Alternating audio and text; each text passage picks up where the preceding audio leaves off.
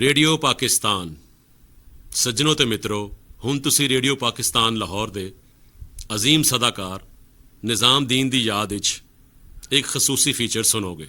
ਨਈ ਲੱਭਨੇ ਲਾਲ ਗਵਾਚੇ। ਇਹ ਲਿਖਤ ਹੈ ਡਾਕਟਰ ਅਬਦੁਲ ਰਜ਼ਾਕ ਸ਼ਾਹਿਦ ਹੋਰਾਂ ਦੀ।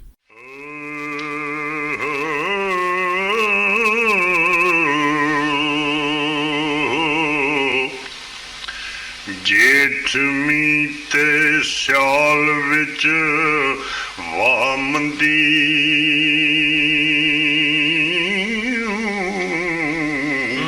ਨੀ ਕਤਕ ਮਾਂ ਵਿੱਚ ਮਨਾਉ ਹਨੇਰੀਆਂ ਨੀ ਰੋਣਾ ਵਿਆਹ ਵਿੱਚ ਗਾਵਣਾ ਵਿੱਚ ਸਿਆਪੇ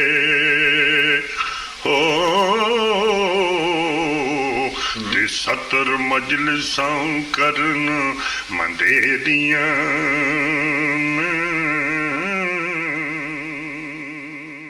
ਹੁਣੇ ਤੁਸੀਂ ਜਿਸ ਅਜ਼ੀਮ ਫਨਕਾਰ ਦੀ ਆਵਾਜ਼ ਸੁਣ ਰਹੇ ਸੋ, ਇਹ ਸਨ ਰੇਡੀਓ ਪਾਕਿਸਤਾਨ ਦਾ ਮਾਣ, ਜਮਹੂਰ ਦੀ ਆਵਾਜ਼ ਦੀ ਜਾਨ, ਮਿਰਜ਼ਾ ਸੁਲਤਾਨ ਬੇਗ ਅਲ ਮਾਰੂਫ ਨਿਜ਼ਾਮਦੀਨ। ਰੇਡੀਓ ਤੇ ਨਿਜ਼ਾਮਦੀਨ ਇੱਕ ਦੂਜੇ ਦੀ ਪਹਿਚਾਨ ਹੈ। 15 ਜਨਵਰੀ 1917 ਨੂੰ ਉਹ ਭਾਗਾਂ ਭਰਿਆ ਦਿਨ ਚੜ੍ਹਿਆ ਜਿਸ ਦਿਨ ਅੰਮ੍ਰਿਤਸਰ ਦੇ ਇਲਾਕੇ ਪਿੰਡ ਮੋਦੇ ਵਿੱਚ ਜ਼ੈਲਦਾਰ ਹੋਰਾਂ ਦੇ ਘਰ ਉਸ ਬਖਤਾਂ ਵਾਲੇ ਜੀ ਨੇ ਅੱਖ ਖੋਲੀ ਜਿਹਨੇ ਅੱਗੇ ਜਾ ਕੇ ਜ਼ਮਾਨੇ ਦੀਆਂ ਅੱਖਾਂ ਖੋਲ੍ਹਣੀਆਂ ਸਨ। ਮਾਪਿਆਂ ਉਹਦਾ ਨਾਂ ਸੁਲਤਾਨ ਬੇਗ ਰੱਖਿਆ, ਪਰ ਉਹਨੂੰ ਸ਼ੋਹਰਤ ਨਿਜ਼ਾਮਦੀਨ ਦੇ ਨਾਂ ਤੇ ਮਿਲੀ। ਸੁਲਤਾਨ ਬੇਗ ਨੇ ਮੈਟ੍ਰਿਕ ਅਟਾਰੀ ਸਕੂਲ ਤੋਂ ਕੀਤਾ ਤੇ ਅੰਮ੍ਰਿਤਸਰ ਖਾਲਸਾ ਕਾਲਜ ਤੋਂ ਤਾਲੀਮ ਮੁਕੰਮਲ ਕੀਤੀ। ਦਿੱਲੀ ਚਲੇ ਗਏ, ਉੱਥੇ ਰਿਆਸਤ ਅਖਬਾਰ ਵਿੱਚ ਨੌਕਰੀ ਕਰ ਲਈ।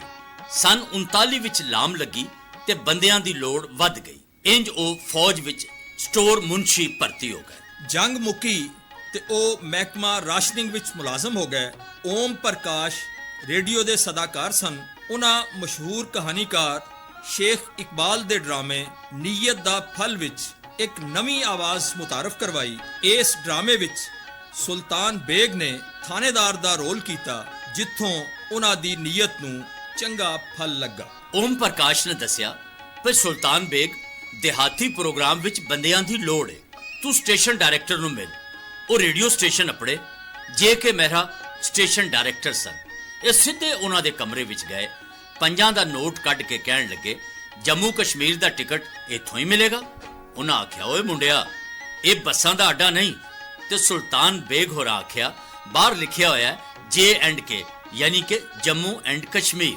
JK ਮਹਿਰਾ ਵੇਖਿਆ ਪਈ ਮੁੰਡੇ ਵਿੱਚ ਗੁਣ ਹੈ ਨੇ, ਕਹਿਣ ਲੱਗੇ, ਬਈ ਤੂੰ ਕੀ ਕੰਮ ਕਰਨਾ ਹੈ? ਉਹਨਾਂ ਦੱਸਿਆ ਕਿ ਮੈਂ ਮਹਿਕਮਾ ਰਾਸ਼ਨਿੰਗ ਵਿੱਚ ਮੁਲਾਜ਼ਮ ਹਾਂ। ਉਹਨਾਂ ਆਖਿਆ, ਤੈਨੂੰ 2.5 ਰੁਪਏ ਦਿਹਾੜੀ ਦੇ ਹਿਸਾਬ ਨਾਲ 75 ਰੁਪਏ ਮਹੀਨਾ ਮਿਲੇਗਾ, ਪਰ ਪੂਰੇ 4 ਵਜੇ ਆਉਣਾ ਪਏਗਾ। ਸੁਲਤਾਨ ਬੇਗ ਹੋਰਾਂ ਆਖਿਆ, ਮੈਂ ਕੋਈ ਕਮੇਟੀ ਦਾ ਨਲਕਾ, ਕਿਸੇ ਵੇਲੇ ਬੰਦਾ ਲੇਟ ਵੀ ਹੋ ਜਾਂਦਾ ਹੈ। ਉਹ ਹੱਸ ਪਏ, ਕਹਿਣ ਲੱਗੇ, ਚੱਲ ਠੀਕ ਹੈ, ਕੱਲ ਆ ਜਾਈਂ। ਤੁਫੈਲ ਫਾਰੂਕੀ ਫਤਿਹਦੀਨ ਤੇ ਓਮ ਪ੍ਰਕਾਸ਼ ਰਾਮਦਾਸ ਦੇ ਨਾਂ ਤੋਂ ਦਿਹਾਤੀ ਪ੍ਰੋਗਰਾਮ ਕਰਦੇ ਸਨ। ਸੁਲਤਾਨ ਬੇਗ ਹੋਰਾਂ ਖੈਰਾਤੀ ਲਾਲ, ਪਿਆਰੇ ਲਾਲ ਸੂਦ, ਰਹੀਮ ਬਖਸ਼ ਤੇ ਲਤੀਫ ਮੁਸਾਫਿਰ ਹੋਰਾਂ ਨਾਲ ਕੰਮ ਸ਼ੁਰੂ ਕਰ ਦਿੱਤਾ। ਉਹਨਾਂ ਇਹਨਾਂ ਦਾ ਨਾਮ ਨਿਜ਼ਾਮਦੀਨ ਰੱਖ ਦਿੱਤਾ।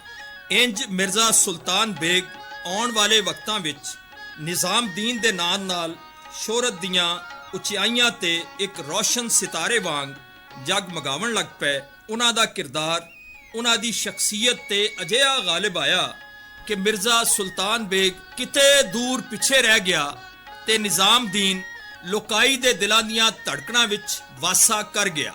ਨਿਜ਼ਾਮਦੀਨ ਪੰਜਾਬ ਦਾ ਜਿਉਂਦਾ ਜਾਗਦਾ, ਚਲਦਾ ਫਿਰਦਾ ਇਨਸਾਈਕਲੋਪੀਡੀਆ ਸਨ। ਗੱਲ ਪੰਜਾਬ ਦੀ ਤਾਰੀਖ ਦੀ ਹੋਵੇ ਤੇ ਉਹਨਾਂ ਤੋਂ ਵੱਧ ਪੰਜਾਬ ਦਾ ਜਾਣੂ ਕੌਣ ਹੋਵੇਗਾ? ਪੰਜਾਬ ਦਾ ਕਿਹੜਾ ਸ਼ਹਿਰ ਤੇ ਪਿੰਡ ਗਰਾਂ ਹੈ ਜਿਹੜਾ ਉਹਨਾਂ ਦੇ ਇਲਮ ਵਿੱਚ ਨਾ ਹੋਵੇ? ਕਸ਼ਮੀਰ ਤੋਂ ਚਾਚੜ ਸ਼ਰੀਫ ਤੱਕ ਤੇ ਪੰਜਾਬ ਦਾ ਚੱਪਾ ਚੱਪਾ ਉਹਨਾਂ ਅੱਖੀ ਵੇਖਿਆ ਹੀ ਨਹੀਂ, ਪੈਰੀ ਗਾਇਆ ਵੀ। ਪੰਜਾਬ ਦੀ ਸਕਾਫਤ ਦੇ ਮੁਹਾਂਦਰੇ, ਰਸਮ ਰਿਵਾਜ, ਅੰਗਾਂ ਸਾਕਾਂ ਦੇ ਮੇਲ ਵਿਹਾਰ, ਧਰਤੀ ਤੇ ਹਯਾਤੀ ਨਾਲ ਜੁੜੀਆਂ ਰੀਤਾਂ ਰਸਮਾਂ, ਪੇਸ਼ਿਆਂ ਨਾਲ ਜੁੜੀ ਲਫਾਜ਼ੀ, ਉਹਨਾਂ ਤੋਂ ਵੱਧ ਕੌਣ ਜਾਣਦਾ ਹੋਵੇਗਾ? ਨਿਜ਼ਾਮਦੀਨ ਨੂੰ ਪੰਜਾਬੀ ਜ਼ੁਬਾਨ ਤੇ ਬਿਆਨ ਦੋਨਾਂ ਤੇ ਹੀ ਅਬੂਰ ਹਾਸਲ ਸੀ। ਉਹ ਪੰਜਾਬ ਦੇ ਵਾਸੀ ਤੇ ਪੰਜਾਬੀ ਉਹਨਾਂ ਦੀ ਮਾਂ ਬੋਲੀ ਸੀ। ਉਹ ਲਫ਼ਜ਼ਾਂ ਦੇ ਸੁਨਿਆਰੇ ਸਨ।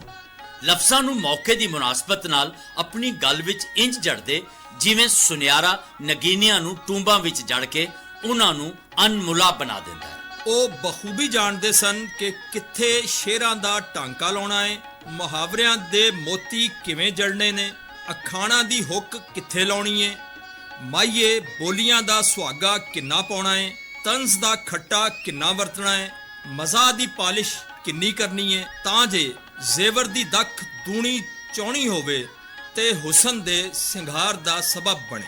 ਨਿਜ਼ਾਮਦੀਨ ਹੋਰਾਂ ਨੂੰ ਗੱਲ ਚੋਂ ਗੱਲ ਕੱਢਣ ਤੇ ਗੱਲ ਕਰਨ ਦਾ ਵੱਲ ਆਉਂਦਾ ਸੀ। ਸਗੋਂ ਉਹ ਗੱਲ ਬਣਾਉਣ ਦਾ ਹੁਨਰ ਵੀ ਜਾਣਦੇ ਸਨ। ਉਹਨਾਂ ਅੱਗੇ ਕੋਈ ਮੌਜੂ ਹੁੰਦਾ, ਉਹ ਫਿਲਬਦੀ ਤੇ ਮੂੰਹ ਜ਼ਬਾਨੀ ਬੋਲਦੇ ਹੀ ਲੱਗੇ ਜਾਂਦੇ ਤੇ ਅਕਸਰ ਸਾਹ ਲੈਣਾ ਵੀ ਭੁੱਲ ਜਾਂਦੇ ਸਨ। ਹਾਸੇ ਵਾਲੀ ਗੱਲ ਚੋਂ ਸੰਜੀਦਗੀ ਕੱਢਣਾ ਜਾਣਦੇ ਸਨ। ਸੰਜੀਦਾ ਗੱਲ ਦੀ ਛਾਣ ਪਟਕ ਇੰਜ ਕਰਦੇ ਭਈ ਦਾਣੇ ਤੇ ਤੂੜੀ ਵੱਖ-ਵੱਖ ਕਰਕੇ ਰੱਖ ਦਿੰਦੇ। ਉਹਨਾਂ ਨੂੰ ਗੁਰ ਆਉਂਦਾ ਸੀ ਭਈ ਰੋਂਦਿਆਂ ਨੂੰ ਹਸਾਉਣਾ ਕਿਵੇਂ। ਉਹ ਇੱਕ ਬੰਦਾ ਸੀ, ਕਰਫਿਊ ਲੱਗਾ ਤੇ ਬਾਹਰ ਮੰਜੀ ਢਾ ਕੇ ਸੁੱਤਾ। ਉਹ ਆਇਆ ਥਾਣੇਦਾਰ ਨਾਲ, ਉਹ ਗਸ਼ਤ ਵਾਲੇ ਸਿਪਾਹੀ ਨਾਲ ਉਹਦਾ ਅਮਲਾ। ਉਹਨੇ ਕਿਹਾ ਤੂੰ ਬਾਹਰ ਕੇ ਸੁੱਤਾ? ਉਹਨੇ ਕਿਹਾ ਜਨਾਬ ਫੇਰ ਕੀ ਆ? ਕਹਿੰਦਾ ਕਰਫਿਊ ਆ। ਉਹਨੇ ਕਿਹਾ ਵੀ ਤੂੰ ਚੱਲ ਥਾਣੇ। ਉਹਨੇ ਕਿਹਾ ਬਹੁਤ ਸ਼ਗਰੀ ਨਾਲ। ਉਹਨੇ ਕਿਹਾ ਜੀ ਮੈਂ ਮੰਜੀ ਨਾਲ ਲੈ ਜਾਣਾ। ਅਸੀਂ ਕਿਉਂ ਮੰਜੀ ਕਾਹਦੀ ਖੜਨੀ, ਤੂੰ ਚੱਲ। ਕਹਿੰਦਾ ਜੀ ਇਹ ਮੇਰੇ ਨਾਲ ਜੁਰਮ ਕਰਦੀ ਸੀ, ਇਹਨੂੰ ਵੀ ਫੜੋ। ਆਈ ਬਾਹਰ ਪਏ ਸੀ, ਬਾਹਰ ਮੇਰੇ ਨਾਲ ਸੀ, ਮੈਂ ਇਹਦੇ ਤੇ ਸੁੱਤਾ। ਉਹਨੇ ਕਿਹਾ ਨਹੀਂ ਆ ਬਕਵਾਸ ਨਾ ਕਰ, ਇਹਨੂੰ ਚੁੱਕ ਕੇ ਅੰਦਰ ਰੱਖ। ਉਹਨੇ ਕੀਤਾ, ਚੁੱਕ ਕੇ ਮੰਜੀ ਅੰਦਰ ਰੱਖ ਲਈ। ਅੰਦਰ ਰੱਖ ਕੇ ਤੇ ਅੰਦਰੋਂ ਕੁੱਡਾ ਮਾਰ ਲਿਆ। ਉਹਨਾਂ ਆਖਿਆ ਬਾਹਰ ਰਹਿ ਗਿਆ। ਬਾਹਰ ਆ ਓਏ। ਉਹਨੇ ਕਿਹਾ ਕਿਉਂ ਜੀ? ਬਾਹਰ ਆ ਨਾਲ ਚੱਲ। ਕਹਿੰਦਾ ਨਹੀਂ ਜਨਾਬ ਬਾਹਰ ਕਰਫਿਊ ਲੱਗਾ, ਮਰਨਾ ਮੈਂ ਕੀ ਲੈਣਾ। ਉਹਨਾਂ ਅਮਲੀ ਜ਼ਿੰਦਗੀ ਨੂੰ ਬੜਾ ਹੀ ਨੇੜਿਓਂ ਵੇਖਿਆ। ਸਾਰਾ ਦਿਨ ਆਵਾਮ ਵਿੱਚ ਗੁਜ਼ਾਰਦੇ, ਆਮ ਲੋਕਾਂ ਨਾਲ ਮਿਲਦੇ, ਉਹਨਾਂ ਦੇ ਦੁੱਖ ਦਰਦ ਸੁਣਦੇ। ਸ਼ਾਮ ਨੂੰ ਜਦ ਉਹਨਾਂ ਦੇ ਮਸਲੇ ਬਿਆਨ ਕਰਦੇ ਤੇ ਉਹਨਾਂ ਦੀਆਂ ਗੱਲਾਂ ਵਿੱਚੋਂ ਸਦਾਕਤ ਦੀ ਮਹਿਕ ਆਉਂਦੀ ਤੇ ਹੱਕ ਸੱਚ ਡੁੱਲ ਡੁੱਲ ਪੈਂਦਾ। ਨਿਜ਼ਾਮਦੀਨ ਹੋਰਾਂ ਦੇ ਮੂੰਹੋਂ ਨਿਕਲਣ ਵਾਲੀਆਂ ਗੱਲਾਂ ਦਾ ਸੋਤਾ ਉਹਨਾਂ ਦੇ ਦਿਲ ਦੀਆਂ ਡੂੰਘਾਈਆਂ ਵਿੱਚੋਂ ਫੁੱਟਦਾ ਤੇ ਮੂੰਹੋਂ ਨਿਕਲਣ ਵਾਲੀ ਗੱਲ ਸੁਣਨ ਵਾਲਿਆਂ ਦੇ ਦਿਲਾਂ ਦੀਆਂ ਡੂੰਘਾਈਆਂ ਵਿੱਚ ਲੈਂਦੀ ਜਾਪਦੀ। ਉਹਨਾਂ ਦੀ ਤਨਕੀਦ ਤੇ ਨਸੀਹਤ ਸ਼ੂਕਰ ਕੋਟਡ ਹੁੰਦੀ, ਜਿਹੜੀ ਸੁਣਨ ਵਾਲਿਆਂ ਤੇ ਚੋਖਾ ਅਸਰ ਕਰਦੀ। ਜ਼ੁਬਾਨ ਦੀ ਅਮੀਰਤਾ ਲੋਕ ਅਦਬ, ਅਖਾਣਾ ਤੇ ਮੁਹਾਵਰਿਆਂ ਚੋਂ ਪਹਿਚਾਨੀ ਜਾਂਦੀ। ਜ਼ੁਬਾਨ ਦਾ ਹੁਸਨ ਲੋਕ ਗੀਤਾਂ, ਮਾਈਏ ਬੋਲੀਆਂ ਵਿੱਚ ਹੁੰਦਾ ਹੈ। ਨਿਜ਼ਾਮਦੀਨ ਆਪਣੀ ਗੱਲ ਵਿੱਚ ਜਦ ਰਵਾਨੀ ਨਾਲ ਅਖਾਣਾ ਤੇ ਮੁਹਾਵਰਿਆਂ ਦਾ ਇਸਤੇਮਾਲ ਕਰਦੇ ਤੇ ਉਹਨਾਂ ਦੀਆਂ ਗੱਲਾਂ ਸੁਣਦਿਆਂ ਹੀ ਕੰਨਾਂ ਵਿੱਚ ਟੱਲੀਆਂ ਜਿਹੀਆਂ ਵੱਜਣ ਲੱਗ ਪੈਂਦੀਆਂ। ਅਖਾਣਾ ਨੂੰ ਸਿਆਣਪ ਦੇ ਨਗੀਨੇ ਕਿਹਾ ਜਾਂਦਾ ਹੈ। ਇਹਨਾਂ ਵਿੱਚ ਲੁਕੀ ਅਟਲ ਸੱਚਾਈ, ਹਕੀਕਤ ਤੇ ਤਜਰਬਿਆਂ ਦੀ ਲੋਅ, ਹਯਾਤੀ ਦੀਆਂ ਹਨੇਰੀਆਂ ਰਾਹਾਂ ਤੇ ਚਾਨਣ ਖਿਲਾਰਦੀ ਲੱਗੀ ਜਾਂਦੀ। ਉਹ ਅਖਾਣਾ ਦੀ ਉਂਗਲ ਫੜਾ ਕੇ ਅਕਲ ਦੀਆਂ ਰਾਹਾਂ ਤੇ ਟੁਰਨ ਦਾ ਵੱਲ ਸਿਖਾਉਂਦੇ। ਨਿਜ਼ਾਮਦੀਨ ਉਹਨਾਂ ਦੀਆਂ ਅੱਖਾਂ ਦਾ ਆਪ ਚਾਨਣ ਬਣ ਜਾਂਦੇ, ਜਿਹੜੇ ਹੱਕ ਸੱਚ ਦੇ ਮਤਲਾਸ਼ੀ ਹੁੰਦੇ। ਸਾਡੇ ਦੇਸ਼ ਦੇ ਵਸੀਬੇ 'ਚ ਸਦਾ ਤੋਂ ਇਹ ਗੱਲ ਰਹੀ ਵੀ ਜਿਹੜੀ ਵੀ ਗੱਲ ਦਾਨਿਆਂ ਨੇ ਕਰਨੀ ਉਹ ਇਸ ਤਰ੍ਹਾਂ ਦੀ ਕਰਨੀ ਕਿ ਲੈ ਨੀ ਧੀਏ ਤੂੰ ਕੰਨ ਕਰ ਤੇ ਲੈ ਨੀ ਨੂੰਏ ਤੂੰ ਚੱਜ ਕਰ। ਵਾਹ, ਉਹ ਧੀ ਨੂੰ ਦਾਬਾ ਮਾਰਨਾ ਤੇ ਨੂੰਹ ਨੂੰ ਆਖਣਾ ਵੀ ਸਿਆਣੀ ਹੋ ਜਾ। ਤੇ ਉਹ ਸਿਆਣੀਆਂ ਬੁੜੀਆਂ ਜਿਹੜੀਆਂ ਸੌ ਜਿਕੂ ਪਹਿਲਾਂ ਤੇ ਜ਼ਮਾਨੇ ਸੀ ਨਾ ਕਿ ਜਦੋਂ ਨੂੰਹ ਕੁਆਰੀ ਸੱਸ ਗਲੀਆਂ ਉੱਤੋਂ ਵਾਰੀ, ਜਦੋਂ ਨੂੰਹ ਆਈ ਬੂਹੇ ਸੱਸ ਡੁੱਬਣ ਲੱਗੀ ਖੂਹੇ। ਵਾਹ, ਅੱਛਾ ਉਹ ਇਹ ਜ਼ਮਾਨੇ ਦੇ ਨਾਲ ਨਾਲ ਜੱਗ ਤੇ ਵੇਖੋ ਨਾ ਦੁਕਾਨਦਾਰੀ ਨਰਮ ਦੀ ਜੀ ਦਾਰੀ ਕਰਨੀ ਹੈ, ਬੇਸ਼ੱਕ ਨਰਮੈਸ਼ ਨਾਲ ਗਾਹਕ ਨੂੰ ਸੌਦਾ ਵੇਚਣਾ ਹੈ। ਮੈਂ ਅੱਗੇ ਜਿਹੜੀ ਗੱਲ ਦੱਸੀ ਹੈ ਦੁਕਾਨਦਾਰੀ ਨਰਮ ਦੀ, ਉਗਰਾਹੀ ਬੇਸ਼ਰਮ ਦੀ। ਚੱਦਾ ਲੈਣ ਜੋ ਗਏ ਜੀ, ਚੱਦਾ ਚਾਹੀਦਾ ਜੀ, ਪਿੰਡ ਦੀਆਂ ਗਲੀਆਂ ਬਣਾਉਣੀਆਂ, ਮਸੀਤ ਬਣਾਉਣੀ ਆ, ਫਲਾਣਾ ਕੰਮ ਕਰਨਾ। ਉਹ ਜਿਹੜਾ ਕਿਹੜਾ ਹੋਇਆ ਉਹਨੇ ਆਖਣਾ ਉਹ ਤੁਸੀਂ ਆਪ ਖਾ ਜਾਓਗੇ, ਉਹ ਤੁਸੀਂ ਇਹ ਕਰ ਦੋਗੇ। ਉਹ ਗੱਲਾਂ ਸੁਣਨੀਆਂ ਪੈਂਦੀਆਂ। ਦੁਕਾਨਦਾਰੀ ਨਰਮ ਦੀ, ਉਗਰਾਹੀ ਬੇਸ਼ਰਮ ਦੀ, ਭਾਈ ਵਾਲੀ ਧਰਮ ਦੀ, ਦਿਲ ਕਾਇਮ ਰੱਖੇ, ਕੁੜਮਾਚਾਰੀ ਸ਼ਰਮ ਦੀ। ਨਿਜ਼ਾਮਦੀਨ ਦੀ ਯਾਦਾਸ਼ਤ ਬਲਾ ਤੇ ਹਾਜ਼ਰ ਜਵਾਬੀ ਕਮਾਲ ਦੀ ਸੀ। ਉਹਨਾਂ ਨੂੰ ਇਹ ਸਭ ਕੁਝ ਵਿਰਾਸਤ ਵਿੱਚ ਮਿਲਿਆ। ਮੈਂ ਬੈਠਾ ਸੀ, ਟੈਲੀਫੋਨ ਆ ਗਿਆ, ਮੈਂ ਚੁੱਕ ਲਿਆ, ਗੱਲਾਂ ਜੋ ਪਿਆ ਭੌਂਕੇ। ਮੈਂ ਚੁੱਕ ਲਿਆ ਤੇ ਉਹ ਅੱਗੋਂ ਇੱਕ ਜਨਾਨੀ ਬੋਲੀ, ਹੈਲੋ ਕਿੱਥੋਂ ਬੋਲਦੇ ਹੋ? ਮੈਂ ਬੀਬੀ ਮੈਂ ਤੇ ਜਦੋਂ ਦਾ ਜੰਮਿਆ ਮੂੰਹ ਚੋਂ ਹੀ ਪਿਆ ਬੋਲਣਾ। ਕਹਿ ਲਗੀ ਜੀ ਇਹ ਜਗ੍ਹਾ ਕੌਣ सी है? मैं जी ये फलाना सिनेमा है। कह लगी यहाँ नुसरत साहब है। मैं जो तस्वीर है बरांडे च, वो आप तो नहीं है। कह लगी वो कहाँ होंगे? मैं जी मैं उन्होंने बिस्तरा करना, उन्हें मैनू की पता कहाँ होंगे। मैनू कहती आप बड़े बदतमीज है, मैं जी मेरा नाम किने दसिया थानू? बड़ा कह रही वाह वाह बहुत अच्छा जवाब दिया, क्या नंबर है आपका? मैं कहा जी मैं को ला रही है मेरा कहते टेलीफोन का पूछो तो मैं दस देना। सो ये कुदरत वालों ही हुंदा रहा है कि मेरी जिंदगी इस तरह गुजर गई था। देखो जी गुजारिश किसी बंदे नू जो तुहाडी मर्जी गल कह दिओ वो बुरा नहीं मनाएगा अगर तुहाडी नीयत च फतूर। बड़े मान नाल आखदे सन पई ਕਿਸੇ ਨੂੰ ਇਹ ਫਖਰ ਨਹੀਂ ਕਿ ਮੇਰਾ ਉਸਤਾਦ ਹੈ। ਉਹਨਾਂ 13 ਸਾਲ ਪੰਜਾਬੀ ਅਦਬ ਪੜਿਆ, ਉਹਨਾਂ ਨੂੰ ਹਜ਼ਾਰਾਂ ਸ਼ੇਰ ਤੇ ਅਖਾਨ ਜ਼ੁਬਾਨੀ ਯਾਦ ਸਨ। ਹਾਜ਼ਰ ਜਵਾਬੀ ਦਾ ਇਹ ਆਲਮ ਸੀ ਕਿ ਬੰਦਾ ਗੱਲ ਮੂੰਹੋਂ ਪਿੱਛੋਂ ਕੱਢਦਾ ਤੇ ਉਹ ਜਵਾਬ ਪਹਿਲਾਂ ਦੇ ਦਿੰਦੇ। ਇੱਕ ਵਾਰੀ ਕਿਸੇ ਵੱਡੇ ਅਫਸਰ ਆਖਿਆ, ਨਿਜ਼ਾਮਦੀਨ ਤੁਸੀਂ ਤੇ ਲੱਭਦੇ ਨਹੀਂ, ਹੁਣ ਅਸੀਂ ਤੁਹਾਡੀ ਤਸਵੀਰ ਲੁਆ ਕੇ ਰੱਖ ਲੈਣੀ ਹੈ। ਕਹਿਣ ਲੱਗੇ ਤੁਸੀਂ ਸਾਹਿਬੇ ਇਖਤਿਆਰ ਹੋ, ਭਾਵੇਂ ਖਲ ਲਵਾ ਲਓ, ਮੈਂ ਕੋਈ ਮੁਕਰਨਾ। ਜੰਗ ਹੋਵੇ ਜਾਂ ਅਮਨ, ਰੇਡੀਓ ਤੇ ਆਪਣੀ ਬਸਾਤ ਤੋਂ ਵੱਧ ਕੇ ਕਿਰਦਾਰ ਅਦਾ ਕੀਤਾ। ਜੰਗ ਦੇ ਦਿਨਾਂ ਵਿੱਚ ਰੇਡੀਓ ਨੇ ਮਿਲੀ ਨਗਮਿਆਂ, ਤਰਾਨਿਆਂ ਤੇ ਦੂਜੇ ਪ੍ਰੋਗਰਾਮਾਂ ਰਾਹੀਂ ਖਿਦਮਤ ਦਾ ਹੱਕ ਅਦਾ ਕੀਤਾ। ਇੱਥੇ ਵੀ ਨਿਜ਼ਾਮਦੀਨ ਦੀਆਂ ਖਿਦਮਤਾਂ ਨੂੰ ਨਹੀਂ ਭੁਲਾਇਆ ਜਾ ਸਕਦਾ। ਜਿਹੜਾ ਜੋਸ਼ ਤੇ ਵਲਵਲਾ ਉਹਨਾਂ ਦੀਆਂ ਗੱਲਾਂ ਰਾਹੀਂ ਫੌਜੀ ਜਵਾਨਾਂ ਦੇ ਦਿਲਾਂ ਤੇ ਅਪੜਦਾ ਰਿਹਾ, ਉਹ ਉਹਨਾਂ ਦਾ ਹੀ ਕੰਮ ਸੀ। ਮੁਹਾਜ਼ ਤੇ ਲੜਦਿਆਂ ਮੁਜਾਹਿਦਾਂ ਦਾ ਲਹੂ ਗਰਮਾਣਾ ਜਾਂ ਉਹਨਾਂ ਤੀਕ ਸੁਨੇਹਾ ਪਹੁੰਚਾਉਣਾ, ਇਹ ਕੰਮ ਉਹਨਾਂ ਇਮਾਨੀ ਤੇ ਕੌਮੀ ਜਜ਼ਬੇ ਨਾਲ ਕੀਤਾ।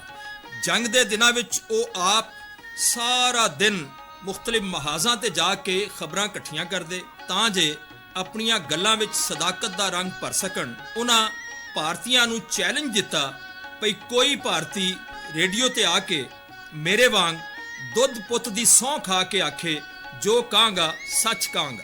ਕਦੀ ਮੈਂ ਲੁਲਿਆਣੀ ਆ, ਕਦੀ ਮੈਂ ਹੁਸੈਨੀ ਵਾਲੇ ਆ, ਕਦੀ ਮੈਂ ਛੰਭ ਜੌੜੀਆਂ ਫਿਰਨਾ, ਕਦੀ ਮੈਂ ਸਿਆਲਕੋਟ ਚਵਿੰਡੇ ਮੋਰਚਿਆਂ ਦੇ ਵਿੱਚ ਬੈਠਾ ਤੇ ਸ਼ਾਮ ਨੂੰ ਆ ਕੇ ਪ੍ਰੋਗਰਾਮ ਕਰਨਾ। ਮੈਂ ਰੇਡੀਓ ਦੇ ਉੱਤੇ ਜ਼ਿੰਦਗੀ 'ਚ ਪਹਿਲੀ ਵਾਰੀ ਮੈਂ ਕਿਹਾ ਮੈਨੂੰ ਸਹੁੰ ਦੁੱਧ ਪੁੱਤ ਦੀ ਸਹੁੰ ਖਾਦੀ ਸੀ। ਮੈਂ ਕਿਹਾ ਕੋਈ ਸਾਰੇ ਭਾਰਤ 'ਚੋਂ ਨਿਕਲ ਕੇ ਰੇਡੀਓ ਤੇ ਆ ਕੇ ਦੁੱਧ ਪੁੱਤਰ ਦੀ ਸਹੁੰ ਖਾਵੇ ਕਿ ਮੈਂ ਜੋ ਕਹਾਂਗਾ ਸੱਚ ਕਹਾਂਗਾ। ਔਰ ਮੈਂ ਅੱਲਾ ਦੇ ਫਜ਼ਲੋ ਕਰਮ ਨਾਲ ਹਰ ਇੱਕ ਚੀਜ਼ ਆਪਣੀਆਂ ਅੱਖਾਂ ਨਾਲ ਵੇਖੀ ਆ। ਉਸ ਵੇਲੇ ਜੋ ਜਜ਼ਬਾ ਸੀ ਨਾ, ਯਾਨੀ ਤੁਸੀਂ ਸੁਣ ਕੇ ਹੈਰਾਨ ਹੋਗੇ ਕਿ 17 ਦਿਨ ਲਾਹੌਰ ਦੀ ਤਾਰੀਖ 'ਚ ਜੇਬ ਤਰਾਸ਼ੀ, ਚੋਰੀ, ਲੜਾਈ, ਅਗਵਾ, ਬੁਰੇ ਕਿਸੇ ਹੋਰ ਗੱਲ ਦਾ ਪਰਚਾ ਨਹੀਂ ਹੋਇਆ। ਇਹਦੀ ਮਿਸਾਲ ਨਹੀਂ ਮਿਲਦੀ 27 ਸਾਲ ਦੀ ਕਿ 17 ਦਿਨ ਪਰਚਾ ਨਹੀਂ ਹੋਇਆ ਹੈ ਜੀ। ਤੇ ਇਹ ਜਜ਼ਬਾ ਜਿਹੜਾ ਨਾ ਅੱਜ ਵੀ ਉਸੇ ਤਰ੍ਹਾਂ ਕੌਮ 'ਚ ਮੌਜੂਦ ਹੁੰਦਾ, ਅੱਜ ਵੀ ਉਸੇ ਤਰ੍ਹਾਂ ਕੌਮ 'ਚ ਮੌਜੂਦ ਆ। ਸਿਰਫ ਇਹ ਆ ਕਿ ਉਹਨੂੰ ਜਗਾਉਣ ਦੀ ਲੋੜ ਹੁੰਦੀ। ਨਿਜ਼ਾਮਦੀਨ ਵਰਗੇ ਸੁੱਚੇ ਤੇ ਉੱਚੇ ਫਨਕਾਰ ਸਦੀਆਂ ਪਿੱਛੋਂ ਜੰਮਦੇ ਨੇ। ਪੂਰਾ ਟਿਲ ਲਾ ਕੇ ਵੀ ਕੋਈ ਨਿਜ਼ਾਮਦੀਨ ਨਹੀਂ ਬਣ ਸਕਦਾ। ਜੇ ਕੋਈ ਆਪਣਾ ਨਾਂ ਨਿਜ਼ਾਮਦੀਨ ਰੱਖ ਵੀ ਲਵੇ ਤੇ ਉਹਨਾਂ ਵਰਗੇ ਗੁਣ ਕਿੱਥੋਂ ਲਿਆਵੇਗਾ। ਇਹ ਮੁੱਲ ਨਹੀਂ ਲੱਭਦੇ ਬਲਕਿ ਰੱਬ ਦੀ ਦੇਣ ਨੇ। ਡਰਾਮੇ ਨੀਅਤ ਦਾ ਫਲ ਤੋਂ ਕੁਦਰਤ ਉਹਨਾਂ ਨੂੰ ਨੀਅਤ ਦਾ ਐਸਾ ਫਲ ਲਾਇਆ ਜਿਸ ਦਾ ਕੋਈ ਬਦਲ ਅੱਜ ਤੱਕ ਪੈਦਾ ਨਹੀਂ ਹੋ ਸਕਿਆ। ਵੱਡੇ ਵੱਡੇ ਫਨਕਾਰ ਆਏ ਤੇ ਟੁਰ ਗਏ, ਪਰ ਹੁਣ ਤੱਕ ਕੋਈ ਉਹਨਾਂ ਦੀ ਧੂੜ ਨੂੰ ਵੀ ਨਹੀਂ ਅਪੜ ਸਕਿਆ। ਨਿਜ਼ਾਮਦੀਨ ਗੱਲਾਂ ਰਾਹੀਂ ਰੋਂਦਿਆਂ ਨੂੰ ਹਸਾਨ ਤੇ ਹੱਸਦਿਆਂ ਨੂੰ ਰੁਲਾਉਣ ਦਾ ਗੁਰ ਜਾਣਦੇ ਸਨ। ਉਹਨਾਂ ਦਾ ਇਸ ਗੱਲ ਤੇ ਯਕੀਨ ਸੀ ਕਿ ਮਿਜ਼ਾਹ ਤੇ ਤੰਜ਼ ਦਾ ਮੁੱਢਲਾ ਅਸੂਲ ਇਹ ਹੋਣਾ ਚਾਹੀਦਾ ਹੈ ਕਿ ਉਹਦੇ ਨਾਲ ਕਿਸੇ ਦਾ ਦਿਲ ਨਾ ਦੁਖੇ। ਜਿਸ ਮਿਜ਼ਾਹ ਨੂੰ ਸੁਣਨ ਵਾਲਾ ਰੰਜੀਦਾ ਹੋ ਜਾਏ ਉਹ ਮਿਜ਼ਾਹ ਨਹੀਂ, ਉਹ ਫੱਕੜਪਨ ਹੁੰਦਾ ਹੈ। ਉਹਨਾਂ ਦੀ ਗੱਲਬਾਤ ਤੰਜ਼ ਤੇ ਮਜ਼ਾਹ ਨਾਲ ਭਰੀ ਹੁੰਦੀ, ਮਜ਼ਾਹ ਐਸਾ ਕਿ ਰੋਂਦਿਆਂ ਨੂੰ ਵੀ ਹਾਸਾ ਆ ਜਾਂਦਾ। ਉਹਨਾਂ ਦੇ ਤੰਜ਼ ਦਾ ਵੱਡਾ ਕਮਾਲ ਇਹ ਸੀ ਕਿ ਜਿਸ ਤੇ ਤੰਜ਼ ਕਰਦੇ ਉਹ ਵੀ ਸੁਣ ਕੇ ਹੱਸ ਪੈਂਦਾ। ਦੁਨੀਆ ਭਰ ਨੂੰ ਹਾਸੇ ਵੰਡਣ ਵਾਲਾ ਇਹ ਗੁਣੀ ਫਨਕਾਰ ਸਦਾਕਾਰੀ ਦੇ ਜਹਾਨ ਦਾ ਸੁਲਤਾਨ 3 ਜੁਲਾਈ ਨੂੰ ਮਨੋਂ ਮਿੱਟੀ ਓੜ ਕੇ ਗੂੜੀ ਨੀਂਦਰ ਜਾ ਸੁੱਤਾ, ਜਿਸ ਤੋਂ ਅੱਜ ਤੱਕ ਕੋਈ ਨਹੀਂ ਜਾਗਿਆ। ਨਹੀਂ ਲੱਭਣੇ ਲਾਲ ਗਵਾਚੇ, ਮਿੱਟੀ ਨਾ ਫਰੋਲ ਜੋਗੀ। ਵੀਰ ਦਾ ਜਿਸ ਲਈ ਆਖਰੀ ਵਕਤ ਆਉਂਦਾ ਤੇ ਉਸ ਲਈ ਦਾ ਇੱਕ ਨਕਸ਼ਾ ਖਿੱਚਿਆ ਕੀ ਸੀ। ਆਪ ਫਰਮਾਉਂਦੇ ਨੇ ਉਹ ਬੀਬੀਰ ਨੂੰ ਕੱਤ ਕੇ ਵਿੱਚ ਡੋਲੀ ਤੇ ਵੇਖੋ ਲੈ ਚੱਲਣੇ ਵਾਰੋ ਵਾਰੀਏ ਨੀ ਕੰਦਾ ਦੇਨ ਜ਼ਬਾਨ ਦੇ ਵਿੱਚ ਕਲਮਾ ਤੇ ਰੱਬਾ ਬਖਸ਼ ਦੇ ਉਮਤਾਂ ਸਾਰੀਆਂ। ਸਾਮਈਨ, ਹੁਣੇ ਤੁਸੀਂ ਨਿਜ਼ਾਮਦੀਨ ਹੋਰਾਂ ਦੀ ਯਾਦ ਵਿੱਚ ਇੱਕ ਖਸੂਸੀ ਫੀਚਰ ਸੁਣਿਆ, ਨਹੀਂ ਲੱਭਨੇ ਲਾਲ ਗਵਾਚੇ। ਇਹ ਲਿਖਤ ਸੀ ਡਾਕਟਰ ਅਬਦੁਰ ਰਜ਼ਾਕ ਸ਼ਾਹਿਦ ਹੋਰਾਂ ਦੀ। ਸਦਾਕਾਰ ਸਨ ਇਨਾਮੁੱਲਾ ਖਾਨ ਤੇ ਡਾਕਟਰ ਅਬਦੁਰ ਰਜ਼ਾਕ ਸ਼ਾਹਿਦ। ਪ੍ਰੋਡਿਊਸਰ ਸਨ ਹਾਫਿਜ਼ ਨਵੀਦ ਅਸਲਮ। ਇਹ ਪੇਸ਼ਕਸ਼ ਸੀ ਰੇਡੀਓ ਪਾਕਿਸਤਾਨ ਲਾਹੌਰ ਦੀ।